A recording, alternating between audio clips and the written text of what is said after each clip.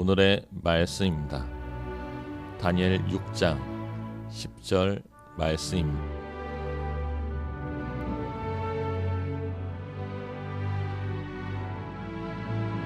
다니엘이 이 조서에 왕의 도장이 찍힌 것을 알고도 자기 집에 돌아가서는 윗방에 올라가 예루살렘으로 향한 창문을 열고 전에 하던 대로 하루 3번씩 무릎을 꿇고 기도하며 그의 하나님께 감사하였더라.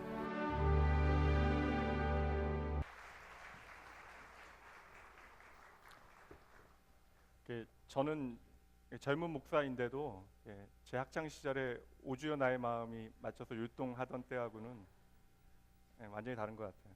두 가지 생각했는데, 아이들이 춤추며 하나님 앞에 찬양하기에는 좀 강단이 작다라는 생각과,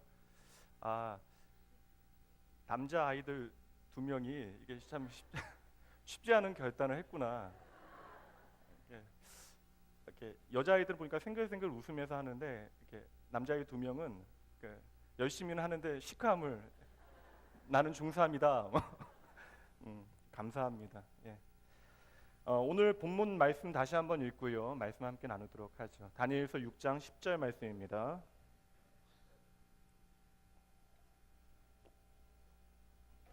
함께 말씀 읽도록 하죠. 함께 읽습니다. 다니엘이 이 조서에 왕의 도장이 찍힌 것을 알고도 자기 집에 돌아가서는 윗방에 올라가 예루살렘으로 향한 창문을 열고 전에 하던 대로 하루 3번씩 무릎을 꿇고 기도하며 그의 하나님께 감사하였더라. 아멘. 오늘 말씀 제목 함께 따라해 보실까요? 창문을 엽시다. 오늘 날씨는 창문을 열기에 너무나 좋은 날씨입니다. 며칠간 맑고 깨끗한 날씨가 계속 되어져서 얼마나 행복한지 몰라요. 지난주 관리위원회에서 주방에 창문을 크게 내는 공사를 마쳤습니다. 주방 봉사하는 분들께서는 잠시라도 그 창문을 통하여 불어오는 바람에 격려받기 바랍니다. 항상 감사한 마음이 있어요. 어르신 나들이 갔을 때 한 성도님께서 예전에는 결코 생각하지 못한 일들이 벌어지고 있는데 당신께서 어릴 때에는 단 한 번도 생각해 보지 못했던 물을 돈 주고 사 먹는 시대가 오더니 이제는 공기까지도 돈을 주고 사 먹어야 하는 시대가 됐다라고 한탄하시는 것을 들었습니다. 요즘 날씨는 참으로, 이 봄이라고 하는 날씨는 참으로 창문을 열기에 좋은 날씨인데 우리는 쉽게 창문을 열지 못하죠. 사람이 무서워서 그런 것이 아니라 반갑지 않은 미세먼지라고 하는 친구들 때문에 그러합니다. 오늘 본문의 말씀에 다니엘은요, 매일 열던 창문이 그의 방에 있었습니다. 그런데 그날 아침 창문의 손잡이를 붙잡고 있는 다니엘은 크게 심호흡을 하고 있습니다. 오늘은 창문을 열기에 너무나 다니엘에게는 어려운 날이에요. 사실 오늘만큼은 열려있는 창문도 닫아야 하는 그러한 날입니다. 그렇다면 그 땅에도 중국발 황사가 몰려온 것일까요? 그럼에도 불구하고 다니엘은요, 언제나처럼 창문을 활짝 열어 놓아요. 그리고 그 창문 앞에서 내가 어릴 적 하나님을 예배하였던 그 예루살렘 성전을 기억하면서 그곳에서 하나님을 향하여 무릎을 꿇고 기도하기 시작합니다. 모든 결과를 하나님 앞에 맡겨 놓으며 말입니다.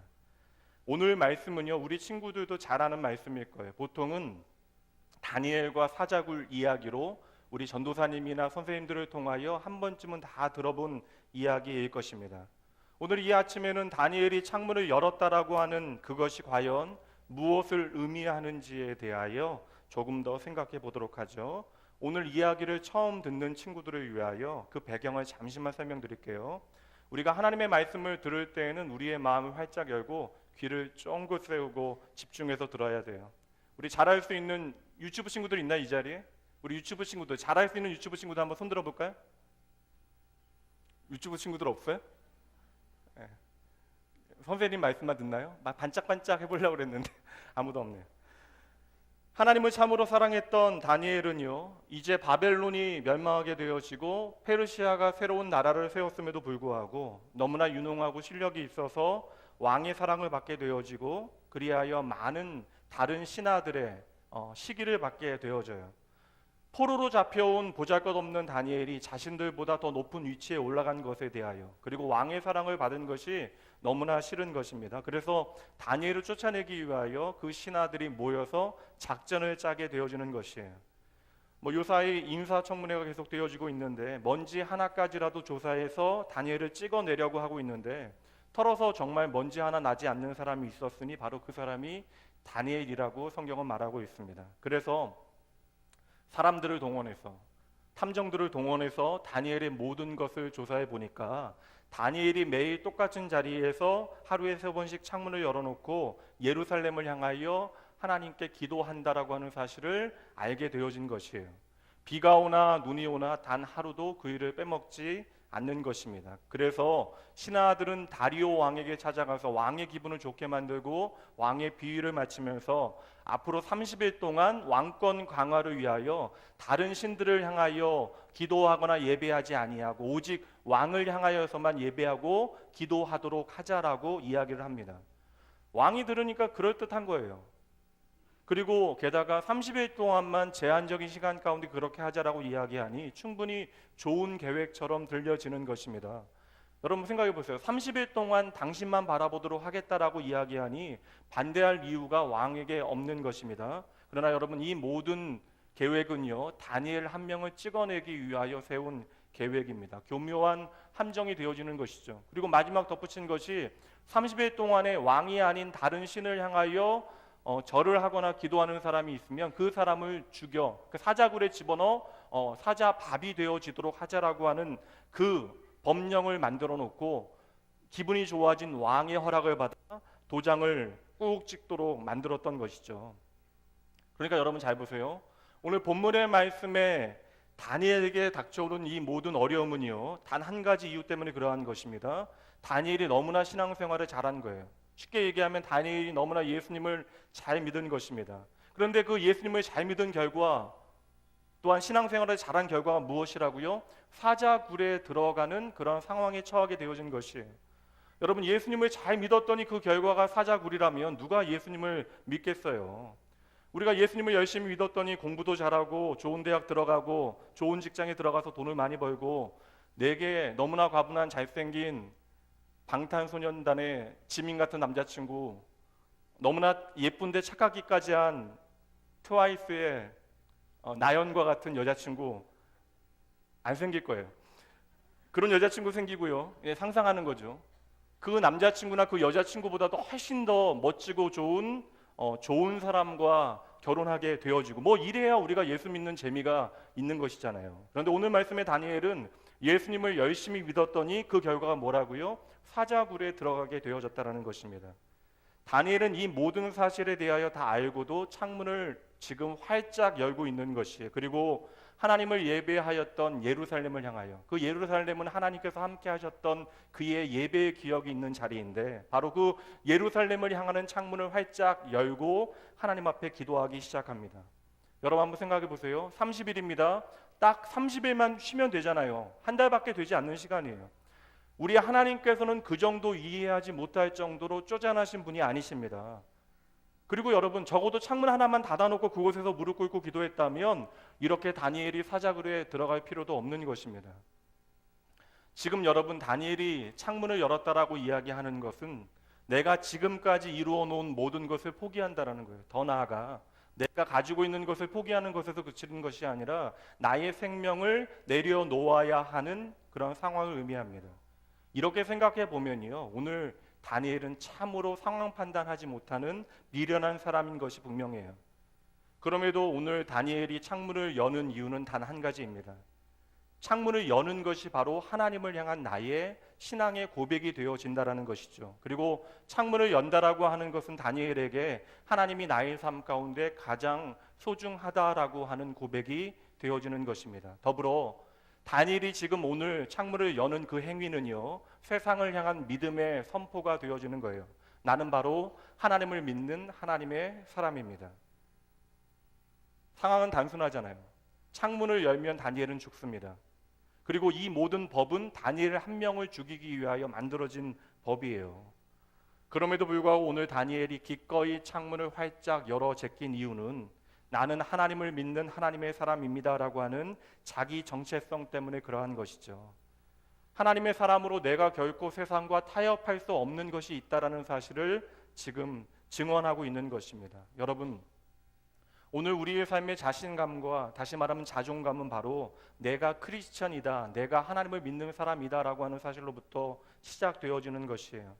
그렇다면 여러분, 오늘 여러분이 이 자리에 있는 것, 이 자리에서 하나님을 예배하고 있는 것이 여러분의 삶에 어떠한 의미를 갖고 있습니까? 여러분도 여러분이 살아가는 삶의 자리에서 세상을 향하여 활짝 창문을 열고 나는 하나님을 믿는 크리스찬입니다라고 자랑하실 수 있겠습니까? 세상 사람이라면 이러한 상황 가운데 마땅히 창문을 굳게 닫는 것이 당연한 일이에요. 그러나 하나님의 사람이었던, 하나님의 사랑받던 다니엘은 변함없이 창문을 열고 있는 것이죠. 그리고 하나님께서는 이러한 그날 하루에 벌어졌던 다니엘의 신앙 고백을 오늘 이 시간 저와 여러분들에게까지 전해지도록 성경에 기록해 놓으신 것입니다. 이제 그날 다니엘이 어떠한 마음으로 창문을 열었는지에 대하여 세 가지로만 생각해 보도록 하죠. 첫 번째 생각해 볼게요. 10절 말씀, 오늘 10절 말씀 한 절이니까 이 말씀을 좀 더 세밀하게 살펴볼게요. 함께 읽어봅니다. 다니엘이 이 조서에 왕의 도장이 찍힌 것을 알고도, 됐습니다 여러분, 따라해 볼까요? 알고도 창문을 열었습니다. 우리 중고등부 친구들 다시 한번 따라해 볼까요? 알고도 창문을 열었습니다. 보세요 여러분, 알고도 창문을 여는 것, 다시 말하면 내가 손해를 보아도, 심지어 내가 가지고 있는, 내가 사랑하는 것들을 잃게 되어질지라도, 심지어 내 생명을 잃어버릴지라도 하나님을 믿는 나의 믿음을 포기하지 아니하겠다라고 하는 의미가 알고도 창문을 열었다라고 하는 이 표현에 담겨져 있는 것이죠. 여러분 한번 생각해 보세요. 지금 다니엘을 죽이려고 하는 사람들이 다니엘이 시간이 되어 창문을 여는 순간 그들의 반응이 어떠했을까요? 아마도 환호성을 치면서 오늘날 같으면 핸드폰으로 그 장면을 채증하여 그 즉시로 다리오 왕에게 가지고 갔을 것입니다. 그런데 다니엘은 이 모든 상황에 대하여 알고도 창문을 열었던 것이죠. 여러분, 문을 닫고 있으면 누가 일을 할 수 있겠어요? 요즘과 같이 CCTV가 없던 시대입니다. 누가 들어와서 직접 확인하지 않는 이상 다니엘이 문을 닫고 기도했다면 이 모든 일들로부터 다니엘이 사자굴에 들어가는 그런 위기 가운데 처할 필요가 없게 되어지는 것이죠. 그런데 다니엘은 다 알고도 창문을 변함없이 열었다라는 것이죠.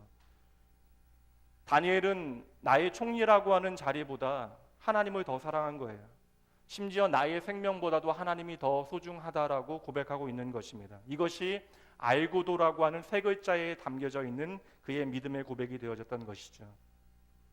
예수님의 제자 가운데 요한, 사도 요한이라고 하는 제자가 있었는데 그 사도 요한은 서머나 교회의 목회자로 교회를 섬겼어요. 근데 그 사도 요한의 제자로 서머나 교회를 두 번째로 섬겼던 목사님이 바로 폴리캄 목사님이셨습니다. 원래 폴리캄 목사님은 안디옥 지역의 노예 출신이에요. 그러다 예수 그리스도를 만나게 되어지고 선한 주인을 만나 자유인이 되어져서 결국 이 서머나 교회의 목회자가 목사님이 되어진 것이죠. 이 폴리캄 목사님이 목회를 할 그 당시에는 로마 정부가 예수를 믿는 사람들에 대하여 엄청난 박해와 핍박을 가할 때입니다. 예수를 믿는다는 사실만으로 생명을 잃어야만 하는 시대가 바로 그 시대였습니다. 그래서 그러한 고통과 두려움 때문에 많은 사람들이 자신들의 신앙을 포기하고 있었던 그러한 시대예요. 서머나 교회 성도들은 지금 로마 정부가 폴리캄 목사님을 노리고 있다는 사실을 알고서 목사님의 안전을 위하여 서머나 지역을 떠나갈 것을 간청했지만 목사님은 그곳에서 계속 목회를 감당하다가 로마 정부에 의하여 잡히게 되어져요. 로마 정부는 이미 86세가 된 노인을 죽이는 것보다 이 목회자인 폴리카프를 잘 회유하여 그를 통하여 다른 사람들이 신앙을 포기하게 하는 것이 낫겠다라고 계획을 세웁니다.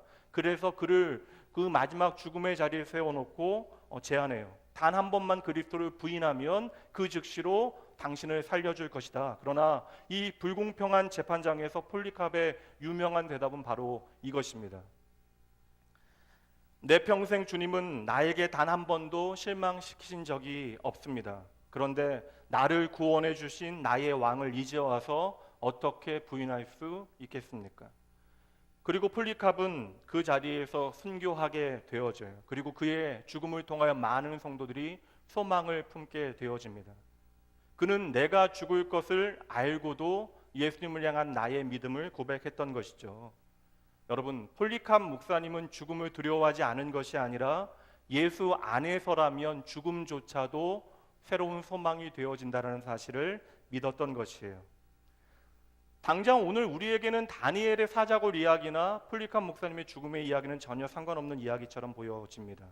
그저 먼 옛날 우리와는 상관없는 그러한 이야기로, 또한 어떠한 스토리로만 우리에게 들려지는 것이죠. 작년 말에 미국에서 제작되어져서 작은 극장들에서 개봉되어진 영화가 한 편 있습니다. 영화 제목은 I'm Not Ashamed라고 하는 영화 제목이고요. 그냥 풀어보면 나는 부끄럽지 않습니다라고 하는 제목의 영화예요. 영화의 주인공은 레이첼 조이 스캇이라고 하는 17살의 소녀인데요. 사진 한번 보여주실까요? 예. 이 친구가 레이첼입니다. 10학년, 그러니까 우리로 이야기하면 고등학교 1학년, 2학년 정도 되어지는 나이의 친구죠. 1999년 4월 20일 됐습니다. 1999년 4월 20일 미국의 콜롬비아 주의 콜럼바인 고등학교에 2명의 20대 괴한이 총을 들고 침입하여 총으로 13명의 학생을 쏘아 죽이고 22명의 아이들이 중상을 입게 되어집니다. 끔찍한 비극이 일어난 것이죠. 그런데 그 괴한들이 당시에 총을 들고 물어본 것이 하나님을 믿느냐 안 믿느냐를 물어보고 안 믿는다면 풀어주고 믿는다면 총으로 쏴 죽였던 것이에요. 그 사건의 첫 번째 희생자가 바로 보여드렸던 레이첼입니다. 독실한 크리스천이었던 레이첼에는요, 내가 예수님을 믿는다라고 고백을 한 것 때문에 팔과 다리에 이미 총을 맞은 상태예요. 그리고 그 다음에 이 어린 소녀의 머리채를 잡고서 그 괴한이 다시 한번 아직도 그럼에도 하나님을 믿겠느냐라고 물어봅니다. 그때 레이첼의 대답이 You know I do. 내가 무엇이라고 말할지 당신은 이미 알고 있습니다. 나는 하나님을 믿습니다라고 대답하게 되어져요. 그리고 그때의 괴한은 그녀를 향하여, 그 아이를 향하여 그럼 그 하나님에게나 가라고 이야기하면서 총을 쏘아 죽이게 되어졌던 것이죠. 이 레이첼이 죽은 다음에 공개되어진 그녀의 일기장에 보면 이러한 글이 있어요. 나는 예수님의 이름을 말하는 것에 대하여 부끄러워하지 않을 것이다. 오히려 나는 기회만 된다면 예수님에 대하여 말할 것이다. 내가 나의 가장 소중한 예수님과 동행한다는 이유로 모든 친구들이 나를 이상하게 여기고 싫어한다 할지라도 나는 예수님과 함께 하기를 선택할 것이다. 나는 하나님께서 내 안에 넣어주신 빛을 숨기지 않을 것이다. 그 빛 대신 하나님은 오늘도 나의 전부가 되시기 때문이다. 이 어린 소녀는 You know I do라고 대답했는데 이 대답은 내가 죽게 되어질 것을 알고도 한 고백이었던 것이죠. 세상의 모든 사람들은 내가 오늘 창문을 열어서는 안 된다는 사실을 너무나 잘 알고 있어요. 지금 창문을 여는 것은 너무나 어리석은 일이며 도리어 잠시 창문을 닫아놓는 것이 지혜로운 선택이라고 생각할 것입니다. 오늘 내가 창문을 열게 되어지면 어떠한 형태든지 내가 손해를 보게 되어지는 거예요. 오늘도 마찬가지입니다. 우리가 예수를 믿는다라는 사실을 당당히 이야기하게 되어지면 때때로 손해를 보게 되어지는 순간들이 있습니다. 세상 사람들은 도리어 그 사실로 인하여 우리를 비웃거나 우리의 신앙을 이용하려고 하는 순간들도 우리에게 있을 수 있다는 것이죠. 그러나 여러분 잘 생각하세요. 우리가 예수를 믿는다라고 하는 것은 이 땅에서 그 어떤 이익을 얻기 위하여 예수를 선택하는 것이 아닙니다. 예수님께서 나를 선택하시고 나를 사랑하셨기에 이제는 그 사랑 앞에서 내가 예수님을 선택하기로 작정하게 되어진 것이죠. 그러므로 여러분 오늘 우리가 이 자리에 모여서 예수님을 내가 믿는다라고 고백하는 것은 내 삶에 있어서 예수님이 가장 소중하다라고 하는 사실을 하나님께 드리는 예배가 되어지는 것이에요. 때로는 내가 창문을 열어 손해보게 되어질 것을 알고도 하나님이 내 삶에 어떠한 분이신가를 더 알기에 우리는 창문을 활짝 열게 되어지는 것이에요. 당장 오늘의 우리의 삶에는 다니엘이나 레이첼과 같은 일은 없을 것입니다. 그러나 예수를 믿는다라는 사실 때문에 어떠한 손해를 각오해야 하는 순간들이 우리의 삶에는 날마다 있어요. 그러나 우리가 예수를 믿는다는 것이 나에게 이익이 되어지는 순간에만 창문을 활짝 열고 도리어 예수를 믿는 것이 내게 손해가 되어질 때에는 창문을 닫는다면 결코 그의 삶에는 하나님의 영광이 비치지 아니할 것이에요. 인생의 맑은 날에는 감사하고 인생의 흐린 날에는 불평한다면 그것은 예수를 믿지 않는 세상 사람들도 동일하게 할 수 있는 것이에요. 그러나 내 삶에 하나님께서 행하신 일, 예수 그리스도를 통하여 그 십자가에서 보여주신 하나님의 그 사랑을 우리가 알게 되어진다면 우리는 기꺼이 오늘 나의 손해를 알고도 창문을 열게 되어지는 것이죠. 세상은 여러분들에게 겁을 줄 수도 있어요. 네가 오늘 창문을 열면 큰 손해를 보게 되어질 것이다. 끝장난다라고 이야기할 거예요. 그러나 우리는 이미 알고 있습니다. 우리가 하나님 안에서 창문을 여는 것은 결코 우리의 끝이 아니라고 하는 사실을 우리는 알고 있는 것이죠. 왜 그래요? 우리가 믿고 예배하는 하나님은 모든 것이 합력하여 우리의 삶에 선이 되게 인도하시는, 저와 여러분을 사랑하시는 하나님이시기에 그러한 것입니다. 사랑하는 낙원의 가족 여러분, 이 자리에 있는 여러분 모두의 삶이 하나님과의 아름다운 동행이 되어져서 오늘 다니엘의 하나님이 여러분의 하나님으로 고백되어지기에, 더불어 여러분의 삶의 모든 자리, 비가 오나 눈이 오나 기쁠 때나 슬플 때나 여러분의 검은 머리 팥뿌리와 같이 흰머리 되어질 그때까지 하나님을 향하여 날마다 창문을 열어놓고 아름다운 사랑의 고백을 드릴 수 있는 여러분 모두가 되어주시길 주님의 이름으로 응원하고 축복합니다. 다시 한번 10절 말씀 보도록 하시죠. 함께 읽습니다. 다니엘이 이 조서에 왕의 도장이 찍힌 것을 알고도 자기 집에 돌아가서는 윗방에 올라가 예루살렘으로 향한 창문을 열고 전에 하던 대로, 됐습니다 여러분. 한번 따라해 보실까요? 두 번째, 다니엘이 어떠한 모양으로 창문을 열었는가에 대한 답이 여기 있어요. 따라해 보시죠. 전에 행하던 대로 창문을 열었습니다. 다시 한번 부탁드릴게요. 전에 행하던 대로 창문을 열었습니다. 보세요 여러분, 오늘 다니엘은요 인생의 중요한 결단을 하고 창문을 한번 연 것이 아니에요. 말씀에 무엇이라고 말합니까? 이미 오랜 세월 가운데 다니엘은 날마다 창문을 열고 하나님 앞에 기도해 왔던 것입니다. 우리 친구들 잘 들어야 돼요. 신앙생활이라고 하는 것은 여러분 시험 공부하듯이 당일치기, 시간치기, 초치기 하듯 그렇게 공부하는 것이 결코 아닙니다. 신앙생활은 나를 사랑하시는 여호와 하나님과 예수 그리스도와 평생 동행하는 그러한 과정이 되어져야 하는 것이죠. 그러니 예수님과 함께하는 것이 얼마나 행복한가를 여러분이 알지 못하면 이렇게 행복한 동행이 여러분의 삶 가운데 나타날 수 없다라는 것이죠. 예수님을 만나기 위하여 내 인생의 창문을 열 수 없다라는 것이에요. 오늘 다니엘은 전에 행하던 대로 하나님 앞에 창문을 열고 기도하고 있습니다. 근데 여러분 마지막 부분에 보면 10절의 마지막 부분에 보면 다니엘이 하나님 앞에 창문을 열고 기도했던 기도의 내용이 감사의 기도래요. 참으로 이상하잖아요. 죽음을 각오하거나 나의 마음을 다지는 기도가 아니라, 결단의 기도가 아니라 그 순간에도 하나님 앞에 감사의 기도를 드렸대요. 충분히 원망할 만한, 이해하지 못할 어려움 가운데 불평할 만한 상황이잖아요. 왜 하나님께서 나로 하여금 이러한 상황에 처하게 하셨느냐 물어볼 만 하잖아요. 그럼에도 불구하고 다니엘은 전에 행하던 대로 하나님 앞에 무릎 꿇고 가장 먼저 하나님 앞에 감사하고 있는 것입니다. 다니엘은 말씀드린 대로 평생에 전에 행하던 대로 하나님 앞에 기도하며 하나님과 함께 동행하는 삶을, 그분과 교제하는 삶을 살아왔던 것이죠.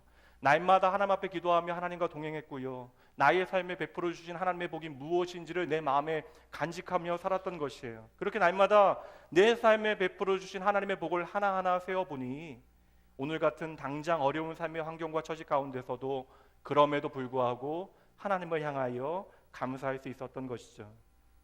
우리 친구들 다시 말씀드릴게요. 신앙생활에는 지름길이 없어요. 매일매일 창문을 열고 하나님을 바라보는 것이 그 길입니다. 매일매일 창문을 열어 놓고 하나님을 바라보다 보면, 창문을 열어 세상 사람들은 사자굴만 바라볼 터인데 우리의 눈에는 그 사자굴 너머에 계신 크신 하나님이 먼저 우리의 눈에 들어올 것이에요. 이게 바로 하나님을 향한 믿음의 실력이 되어지는 것입니다.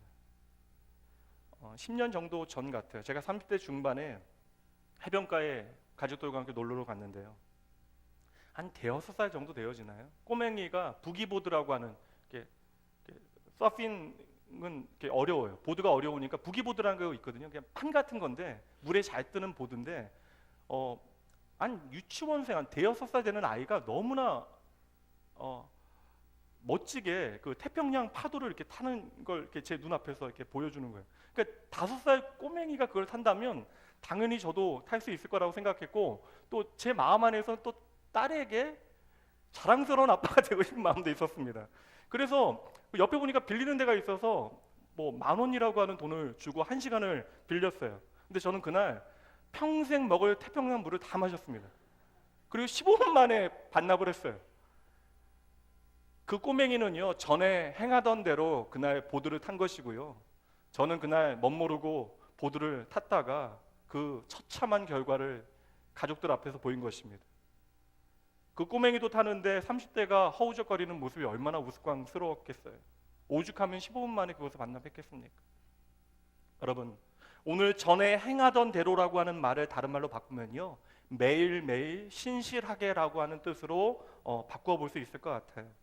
말씀드린 대로 신앙이라고 하는 것은 한 번의 결단을 통하여 나의 감정을 통하여 만들어지는 것이 아닙니다. 신앙이라고 하는 것은 우리의 습관이 되어져야 되고, 그 습관이 되어질 때 우리의 실력이 되어지는 것이고, 그것이 우리의 실력이 되어질 때 우리의 믿음의 능력이 되어지는 것이죠. 여러분, 창문은 아무나 열 수 있는 것이 아니에요. 다니엘이 날마다 창문을 열고 매일매일 하나님을 바라보았더니 다니엘은 이제 그의 삶의 어떠한 순간에도 하나님을 선택할 수 있게 되어진 것입니다. 우리 10대 아이들은 이 습관의 힘에 대하여 좀 깊이 있게 되새겨 봐야 할 것 같아요.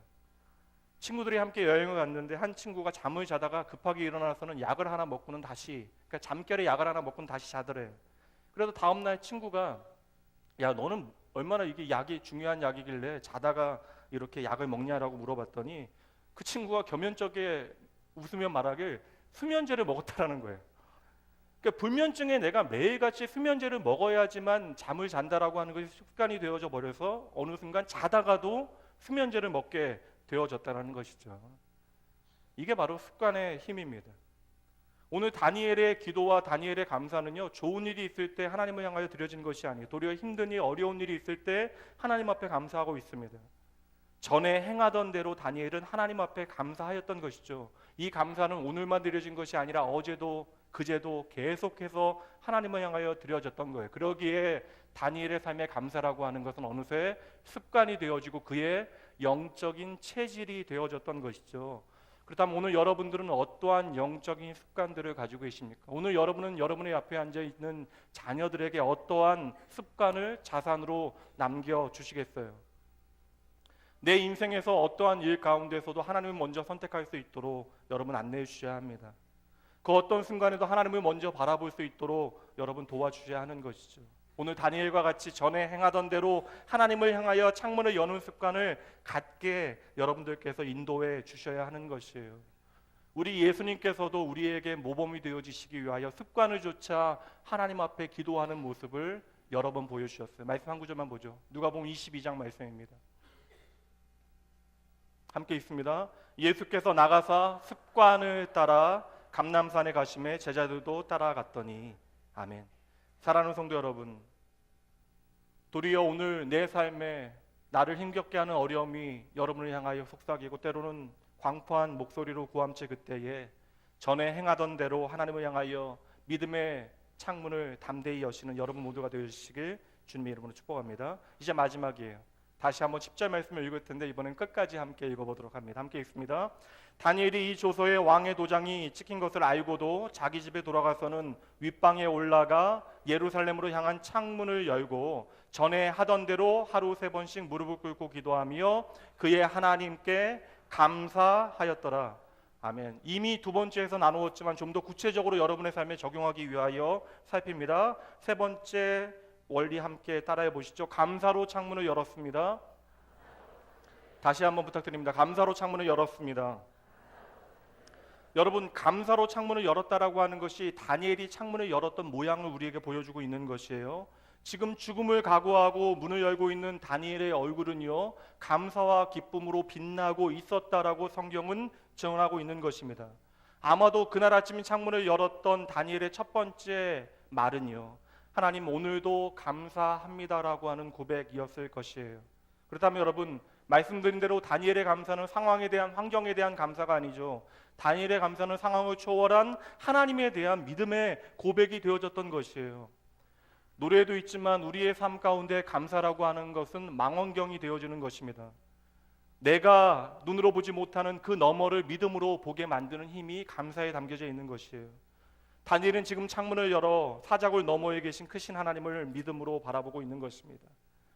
오늘 우리의 삶 가운데 감사라고 하는 것은 열쇠가 되어져요. 내가 도무지 풀 수 없어 염려하고 있는 그 모든 걱정과 근심 가운데 감사라고 하는 것은 그 모든 문제들이 더 이상 내 삶에 문제가 되어지지 아니하도록 풀어주기 때문에 그러한 것입니다. 그렇다면 여러분, 감사라고 하는 것은 오늘 나의 상황과 처지에 내 마음을 두지 않고 하나님께 내 마음을 드리게 되어질 때 자연스럽게 나오게 되어지는 반응이고 열매가 되어지는 것이죠. 바울사도의 고백 함께 살펴볼까요? 이 말씀 유명한 말씀이니 함께 읽어보도록 합니다. 빌립보서 4장 6절 7절 말씀입니다. 아무것도 염려하지 말고 다만 모든 일에 기도와 간구로 너희 구할 것을 감사함으로 하나님께 아뢰라. 그리하면 모든 지각에 뛰어난 하나님의 평강이 그리스도 예수 안에서 너희 마음과 생각을 지키시리라. 아멘. 여러분, 우리가 기도하기 전에는 우리의 걱정과 염려가 있을 수 있다라는 거예요. 그러나 우리가 모든 일에 하나님 앞에 기도할 수 있다면 그 기도가 끝난 다음에는 우리의 모든 염려와 걱정은요, 하나님의 평강, 하나님의 샬롬으로 옮겨진다는 것입니다. 근데 여러분, 그 과정 가운데 반드시 한 가지 조건이 담겨져야 되는데 무엇이냐고요? 바로 감사라는 거예요. 감사함으로 우리가 모든 일을 하나님 앞에 맡겨드릴 때 하나님께서는 우리의 마음과 생각을 하나님의 평강으로 지켜주십니다.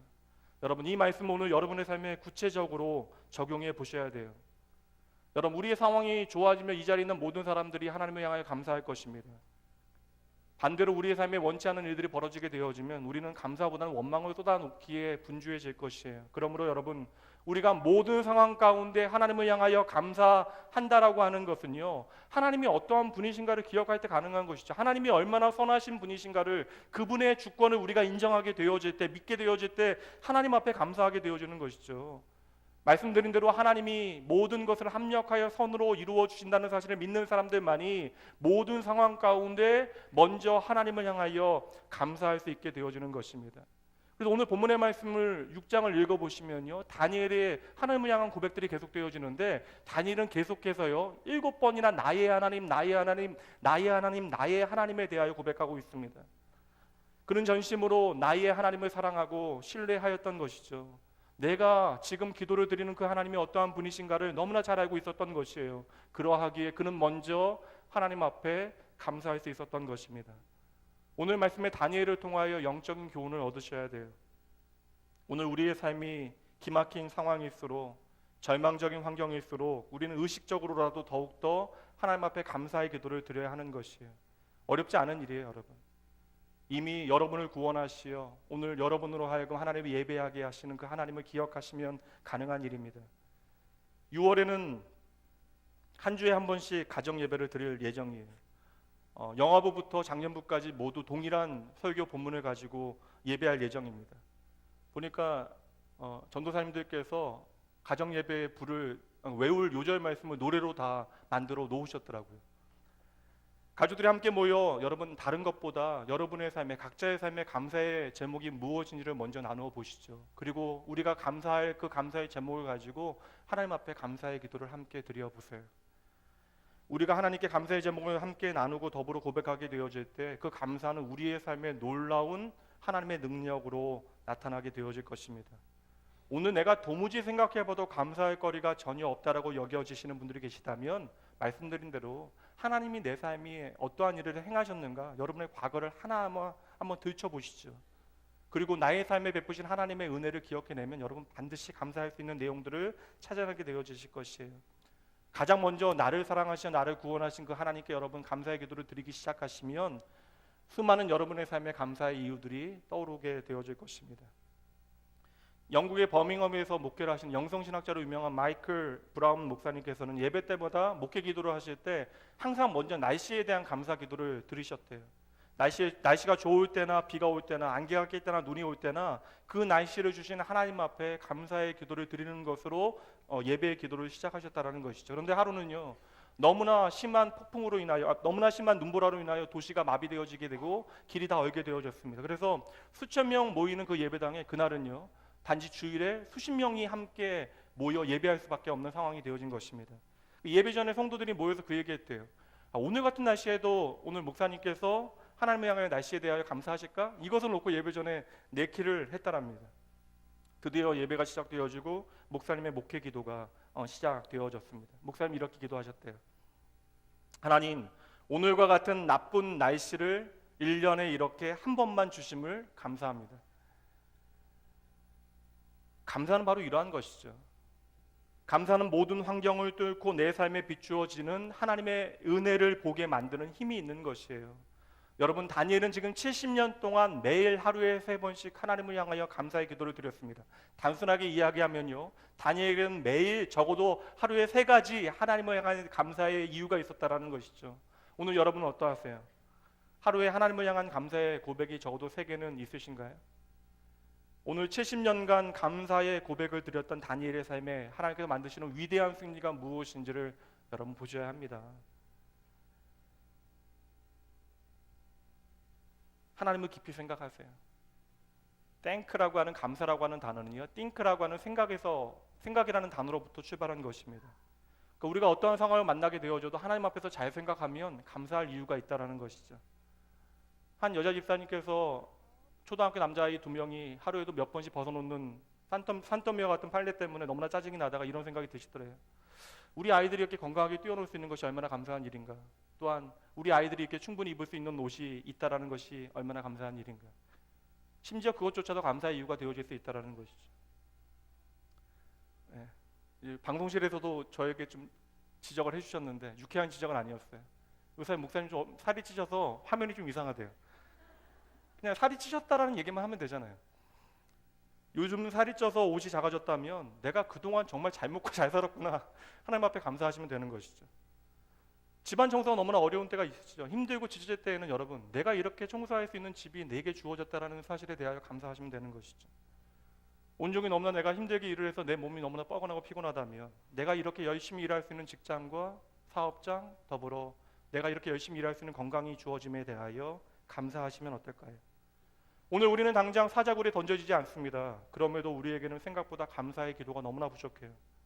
그렇다면 여러분, 오늘 여러분의 삶에 그러한 기도 가운데 감사가 채워질 수 있도록 여러분의 삶에 구체적으로 감사의 그러한 거리가 무엇인지를 생각해 보는 것은 반드시 필요하다는 거예요. 계속해서 말씀드립니다. 감사는 환경을 통하여 드려지는 것이 결코 아니라는 거예요. 도리어 우리 믿는 사람들은요, 감사와 불평의 이유 가운데 감사를 선택해내는 것입니다. 오늘 당장 여러분의 코가 석자라면 하나님 앞에 기도하셔야 돼요.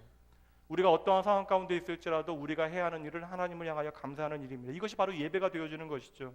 이렇게 우리의 하나님을 향한 기도 가운데 감사가 하나, 둘, 셋, 넷 계속해서 담겨지다 보면 우리의 삶에 베푸시는 놀라운 하나님의 구원의 역사들을 우리는 날마다 확인하게 되어질 것입니다. 여러분, 이 감사함이 바로 다니엘로 하여금 하나님을 향하여 창문을 열게 만든 것이에요. 다른 사람들은 창문을 열었을 때 분명 사자굴만 보게 되어지겠지만 다니엘은 지금 열린 창문을 통하여 드넓은 하늘을 바라보았을 것입니다. 그리고 그 하늘 아버지께서 나의 아버지이심을 기억하고 계속해서 되뇌었을 것이 분명해요. 하나님 감사합니다. 하나님 감사합니다. 아버지 감사합니다. 다니엘은 오늘 창문을 열었네요. 이 모든 것을 알고도 다니엘은 창문을 열었습니다. 하나님 때문에.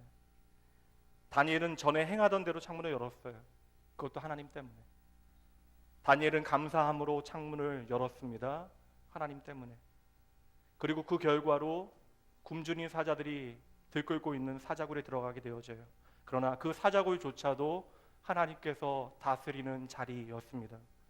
그 음침한 사망의 골짜기에서 하나님께서는 다니엘을 구원해내신 것으로 그치지 아니하고 다니엘을 통하여 그 세상 가운데 하나님의 영광을 나타내셨던 것이죠. 오늘도 하나님께서는 바로 여러분의 삶의 자리에서 여러분이 믿음으로 창문을 열기를 바라고 계십니다. 말씀 한 구절만 읽고요, 설교 마치도록 합니다. 요한계시록 3장 20절 말씀에 함께 읽습니다. 볼지어다 내가 문 밖에 서서 두드리노니 누구든지 내 음성을 듣고 문을 열면 내가 그에게로 들어가 그와 더불어 먹고 그는 나와 더불어 먹으리라. 아멘. 이 시간 그 좋으신 하나님 바라보며 함께 찬양하시죠.